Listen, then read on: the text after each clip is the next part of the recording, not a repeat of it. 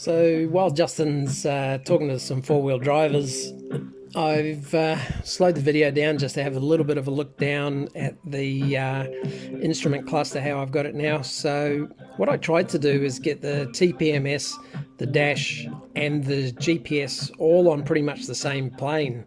So when you're riding along and you're looking out into the distance, when you look down, you only have to focus on one plane, have a glance, see what you need to see, then look back up. As you get older and older, that gets harder and slower to do. And, I don't know how the guys like Toby do it, riding at full speed, look down at their road book, look at the next thing, look at their, ICO to see how far they're along, where the next thing is coming, all at race pace. So, it's probably, one of the reasons that those guys are so successful is they can do all that at the same time. I'm not one of those guys, so I tried to make it as easy as possible, and that was my solution. It is tucked nicely behind the fairing. It doesn't get wet when you're riding in the rain. I'm actually pretty happy with the way it sits, the angle. I actually reversed the bracket and angled the dash and everything down a little bit lower to get a little bit less reflection. Looks good, works well, and is more functional than what I had before, which was the little deflector on top of the original dash and screen, which I wasn't really happy with. So no, I'm pretty happy with it. Cheers.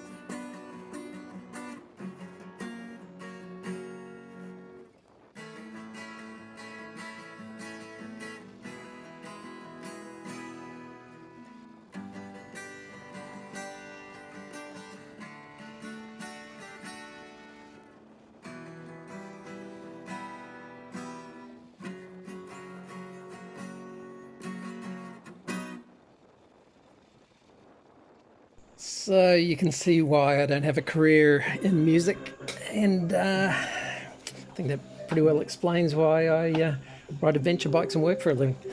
But as you can see here, the track is quite rocky. There's also a lot of the mounds where the parks maintenance people actually send the water off to the side. The water erosion mounds are pretty good to test your suspension on. And I got to say, every time the 790 just goes, yes, please, can I have some more? You know, it amazes me every time I ride it off road just how capable it is. I'm not really trying to keep up very close with Justin. I'm not a big fan of riding in the dust, particularly when there's four-wheel drives coming in on these tracks, and some of them push along and don't mind sliding around corners and stuff. So I'd prefer to be able to see what's going on in front of me. So and not to add to it, but I don't like the front tyre that I've got on. I've got the Michelin Starcross Hard 5 on, and just not as confident with it as the Pirelli. I mean, it is hanging on the side of these hills quite well, and you can pick your spot, and it hasn't done anything wrong per se, but I wouldn't say it's my favourite tyre.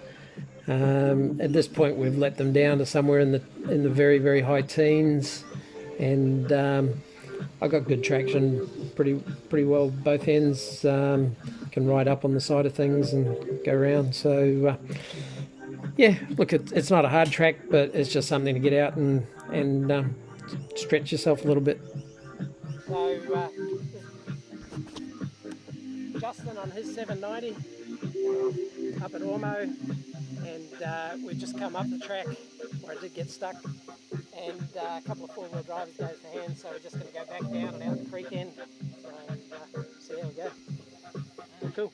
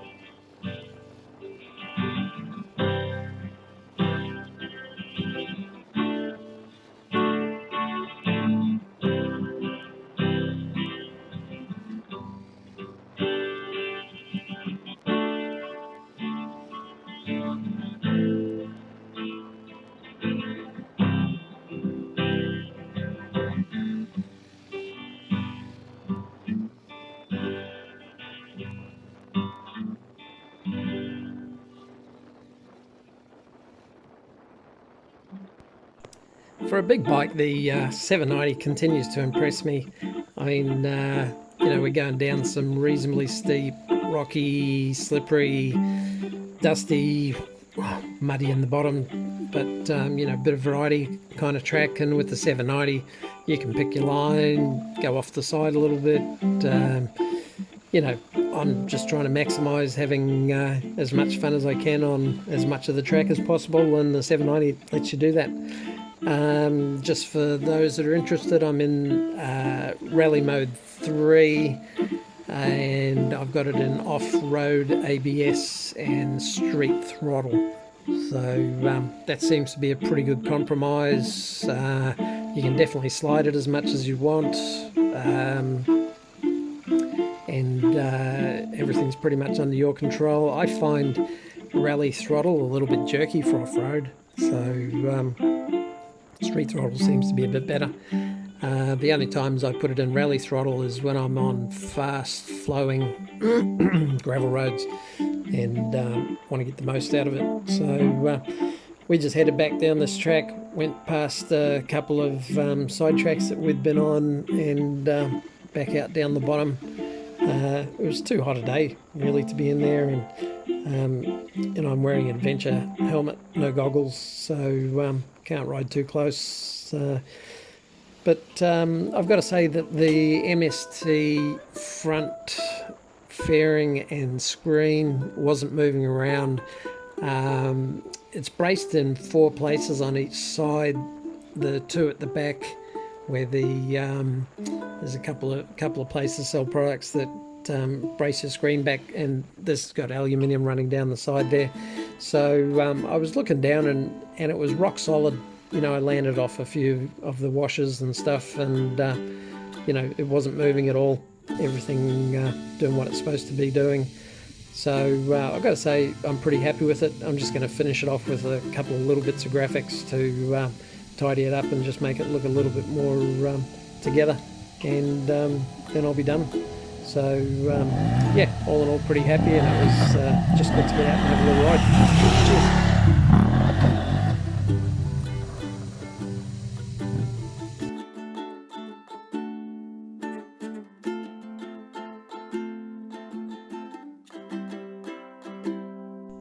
So thanks for watching along on this video, and if you haven't already, please like and subscribe and leave any comments down the bottom, and we'll catch you on the next trip. Cheers.